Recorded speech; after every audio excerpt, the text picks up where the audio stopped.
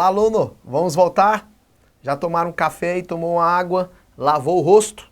Vamos lá, vamos voltar aqui na questão de número 5.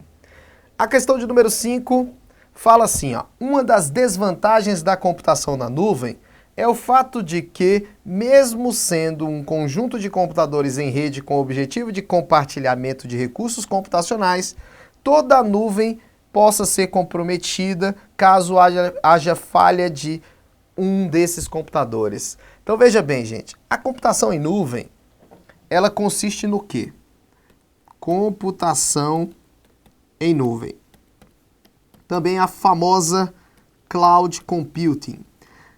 Cara, a computação em nuvem tem como objetivo que vocês não armazenem os arquivos no computador de vocês, que você armazene na internet, que você armazene no fornecedor. Quando vocês usam serviços de armazenamento em nuvem, vocês não estão armazenando no disco rígido do computador de vocês. Vocês estão armazenando em um fornecedor, no data center do fornecedor, no centro de processamento de dados do fornecedor, que é constituído de vários computadores interligados e que trabalham de modo colaborativo. Ou seja, se um computador parar, o outro assume exatamente para o sistema não ficar fora do ar, não ficar indisponível. Então esse modo colaborativo em que os computadores trabalham facilita exatamente com que o sistema esteja cada vez mais no ar, tendo poucas falhas exatamente de disponibilidade. Então veja bem, quando eu armazeno na nuvem, eu não armazeno no meu computador. Quando eu uso um programa que está em nuvem, eu não estou usando um programa que está instalado no meu computador. Então isso favorece o quê? Você não vai ter espaço ocupado no teu computador. Você pode acessar esse recurso de qualquer lugar que tenha internet, já que ele está na internet, na nuvem.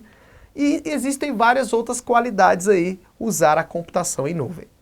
Então essa questão que ele disse aí, afeta a disponibilidade se o computador parar, o sistema para, é errado. Porque uma das características da Cloud Computing é exatamente a disponibilidade, devido a eles trabalharem de forma colaborativa. Então, voltando na questão, ó, ele diz assim, ó, uma das desvantagens da computação em nuvem é caso haja falha de um desses computadores, a rede toda ser comprometida. Errado, tá bom? Vamos para a próxima questão. Mesmo sendo um aplicativo para segurança, um firewall pode se tornar vulnerável caso ele não seja configurado adequadamente. Veja bem, aqui está a rede interna da empresa. Ó. Aqui está a rede interna da empresa. Essa rede interna, todos os computadores estão ligados a um servidor. Aqui é o servidor da empresa. Então essa aqui é a rede privada da empresa. Essa rede privada vai estar ligada à internet. Para quê? Para se comunicar com outras redes. Então o que acontece? Se essa rede pública está ligada à rede privada da empresa, existem ameaças que podem entrar nessa rede privada. Então o que essa rede privada, o que essa empresa privada faz? O que essa empresa faz, né? Para proteger sua rede privada? Ela instala o firewall aqui. O firewall, ele pode ser um software instalado no próprio computador, ou ele pode ser um computador intermediário, dessa maneira. Pode ser um hardware. E ele está fazendo o que aqui? Ele está fazendo isso aqui, ó. O cliente quer entrar na rede. O cliente envia a requisição passa pelo firewall. O firewall analisa a requisição, se os serviços estão dentro daquilo que é permitido e deixa o cara entrar. Já o invasor está tentando acessar também um serviço. Ele envia uma requisição de serviço, o firewall analisa dentro das regras, porque aqui tem um monte de regra pré-estabelecida. Se não tiver dentro da regra, ele é bloqueado. O firewall, vocês não podem esquecer, ele faz o controle de acessos. O firewall faz o controle de tráfego. O firewall divide os interesses entre a rede privada e a rede pública. O firewall filtra as informações que entram e saem da rede, filtra os pacotes. Essas são funções de um firewall. Então, quando ele fala, mesmo sendo um aplicativo para segurança, um firewall pode se tornar vulnerável, caso não seja configurado? Sim. Se essas regras aqui não forem feitas da maneira correta, acaba que o cara entra dentro da rede porque a regra não está bem feita.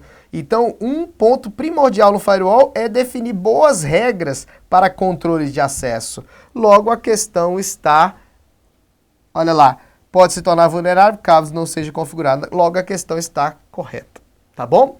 Vamos para a questão de número 7. A questão de número 7 vai falar de software livre. O que é um software livre? Vocês têm que lembrar que software livre não tem associação direta a software gratuito, porque toda vez que eu pergunto em sala de aula o que é um software livre, a galera começa a dar opinião e fala software gratuito, software aberto, software não sei o quê. Gente, software livre não necessariamente é gratuito. Tá? E nem todo software gratuito é livre. Então nós não podemos dizer que software gratuito é aquele que é livre ou software livre é aquele que é gratuito. Não. Software livre pode ser pago também. Então o que é um software livre? O software livre é aquele que o dono dele, o autor, garante para vocês, usuários, mais liberdades do que restrições. Diferente de um software como o Windows, o Microsoft Office, que são softwares proprietários, em que a empresa pede para você assinar um contrato de licença e nesse contrato existem muitas regras, mais regras do que liberdades. E no caso do software livre são mais liberdades do que regras, mesmo também tendo um contrato de licença. Então o que é um software livre? Vamos lá. Segundo a FSF, que é a Free Software Foundation, a fundação do software livre, um software livre é aquele que me garante 4 liberdades. As liberdades do software livre são: primeira liberdade, executar. A liberdade de executar quer dizer a liberdade de usar para qualquer propósito. Isso tanto pessoa física, quanto pessoa jurídica, quanto o governo federal. Qualquer um pode usar um software livre, usar para qualquer finalidade. A segunda liberdade de um software livre é a possibilidade de estudar. O software permite você estudar e também, se você aprender o software, você pode modificar. Para estudo e modificação de um software, é um pré-requisito que esse software tenha o código-fonte disponível. O código-fonte deve estar disponível junto com o instalador do programa.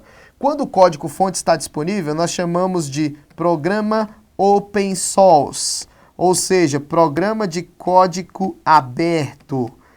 O código do programa é aberto porque é necessário para que se possa estudar e modificar.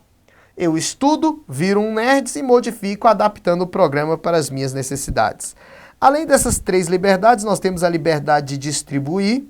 Essa distribuição quer dizer que você pode fazer cópias do programa, coisa que você não pode fazer no Windows, porque é vedado a cópia. E essa distribuição, ela ainda pode ser da modalidade gratuita, você pode fazer cópias sem pagar, mas também pode ser na modalidade paga, você cobra pela cópia que tu fez. É aí que nasce a ideia de que nem todo software livre é gratuito. Porque tem pessoas que pegam o software livre e distribuem o software livre cobrando um valor. Aí você fala, uai, professor, mas não tem muita lógica o pessoal cobrar, porque eu encontro o Linux na internet, por exemplo, e o Linux é um software livre. E não adianta as pessoas cobrarem, porque eu vou baixar gratuito. Gente, é assim. Se eu chegar na internet e baixar o Linux, vai vir o código-fonte dele, porque ele é um software livre, o código vai estar disponível. Eu estudo todo o código-fonte do Linux, melhoro, adapto para alguma necessidade. Aí eu chego para você e falo, ó, o meu Linux aqui é R$50. Aí tu, pô, professor, vou baixar na internet gratuito. Eu vou falar, gente, esse Linux não tem na internet gratuita, esse Linux é o meu Linux, que eu estudei, modifiquei e melhorei. Então, se é a minha versão de Linux, eu posso te convencer que essa versão você não vai encontrar em outro lugar. Logo, você vai se tornar convencido e vai adquirir. É assim que começa o negócio de um software livre. A distribuição pode ser gratuita e a distribuição pode ser paga. Então aprendemos as liberdades. Vamos voltar lá. Essas são as 4 liberdades que garantem que um software seja livre. O software livre, como movimento organizado, teve início em 1983, quando Richard Stallman deu início ao projeto GNU e posteriormente a FSF, Free Software Foundation. Software livre refere-se à existência simultânea de 4 tipos de liberdade. para os usuários do software definido pela FSF. Assinale a alternativa que não apresenta uma liberdade para usuários de software livre. A liberdade de executar o programa para qualquer propósito, ok. A liberdade de estudar como o programa funciona e de adaptá-lo às suas necessidades, ok. Para isso o programa tem que ter o código-fonte. A liberdade de redistribuição de cópia, tanto na modalidade gratuita quanto na modalidade paga, correto. A liberdade de aperfeiçoar o programa, ou seja, modificar o programa e liberar os seus aperfeiçoamentos, que está relacionado à distribuição, correto. Então só pode ser a letra E. A liberdade de aperfeiçoar o programa, passar a ter direitos sobre a autoria do programa original, aí pulou o corguinho. Gente, eu quero o que com um programa livre? Eu quero executar, quero estudar, quero modificar, quero distribuir, ainda quero ser dono? Aí é sacanagem, né? Você não pode ser dono de um software que não é seu. Você só tem as liberdades de executar, estudar, modificar e distribuir. Você não pode querer ser dono do que não é seu. Veja bem, e existe uma cláusula dentro do contrato de licença do software livre, no caso do Linux, por exemplo, que limita vocês fecharem o código-fonte. Isso mesmo.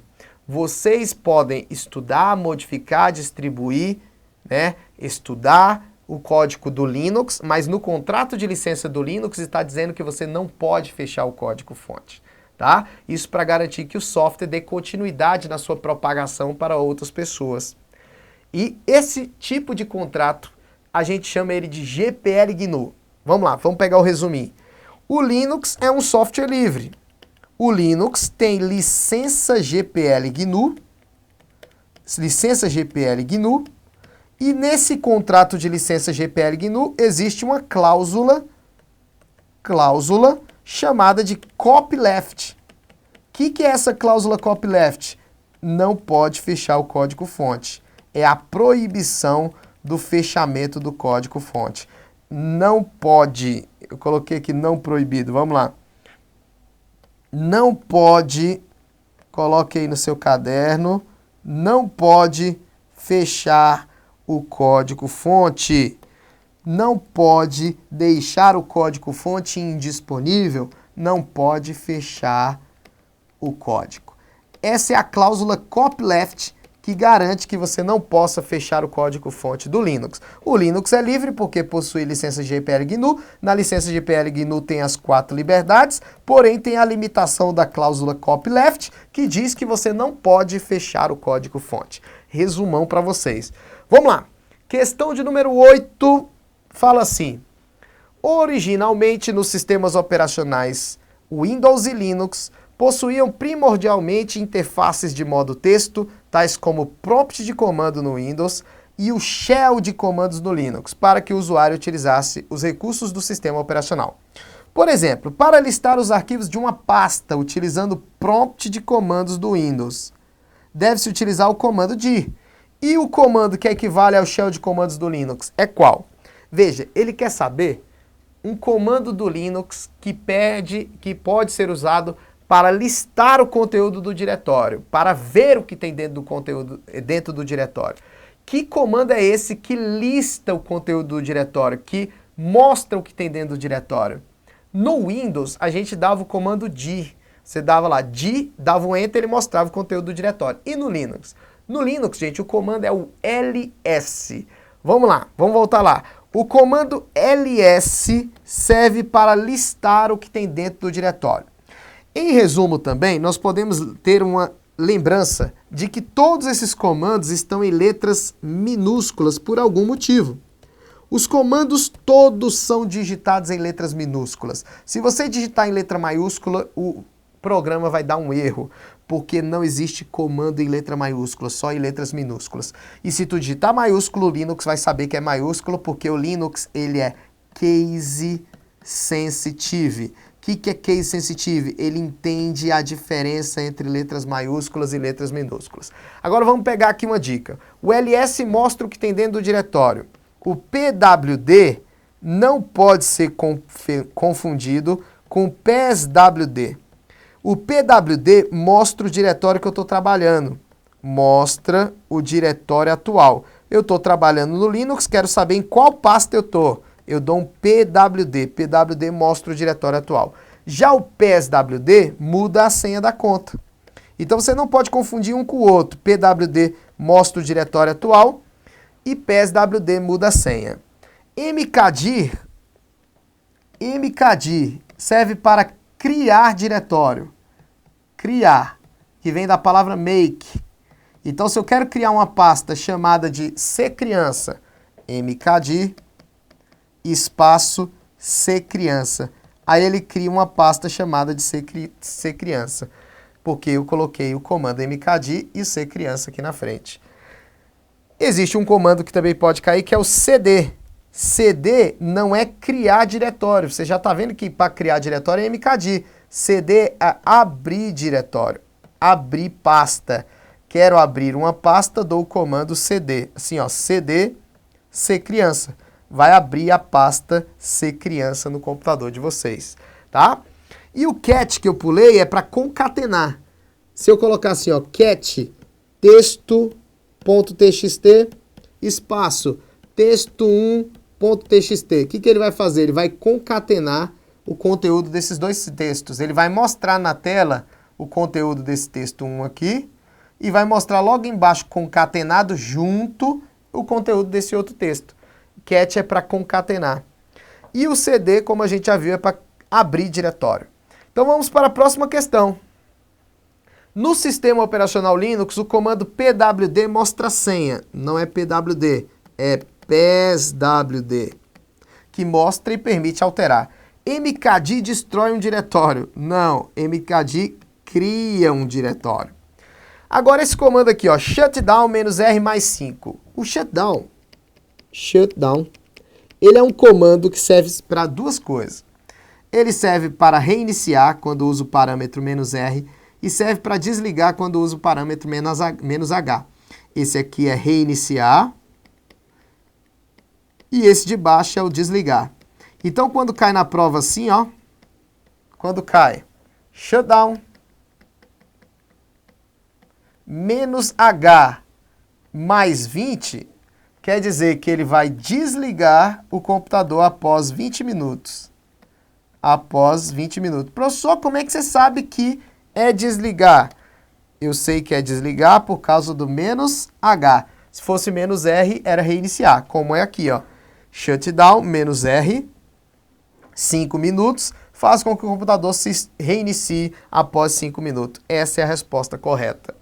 Professor, e se eu quisesse desligar agora, sem esperar nada? Se eu quisesse reiniciar agora, shutdown.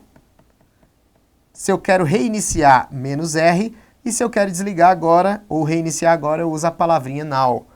Reiniciar agora. Pode deixar sem o now? Não. Shutdown -r, now para desligar, para reiniciar agora, graças ao R. Então, essa questão de letra C, o item de letra C está correto. Aí veja a outra opção, ó, gente. PSWD mostra a versão do Linux. O comando que mostra versão é esse aqui, ó, o name. O name é que mostra a versão do sistema operacional do computador. PSWD não. LS lista os usuários conectados na máquina via rede. LS não lista usuários de rede. O comando who que lista os usuários conectados na rede. Como assim, professor? O comando who. Veja, esse comando que eu acabei de passar, o who, ele serve para mostrar quem são os usuários que estão conectados a essa rede. Então, por exemplo, eu estou trabalhando no servidor, quero ver quem está conectado a esse servidor. Os logins dos usuários, os nomes de usuários. Eu dou o who, ele mostra todos que estão conectados a esse servidor nesse momento. Tá bom? Então, voltando lá, matamos outra questão que fala sobre comandos, revisamos alguns comandos importantes. E a questão de número 10, eu vou deixar para o próximo bloco aí, para resolver no próximo bloco de questões. Então, gente, compartilha esse vídeo aí via Facebook, compartilha esse vídeo no YouTube. Vamos fazer essa revisão final para a Secretaria da Criança. Já resolvemos questões de 2 blocos em 2 blocos. Daqui a pouco vão ter mais blocos aí para vocês assistirem. Continue acompanhando essas dicas e essas correções de exercício aí para a Secretaria da Criança. Obrigado e o próximo vídeo você continua assistindo aí comigo.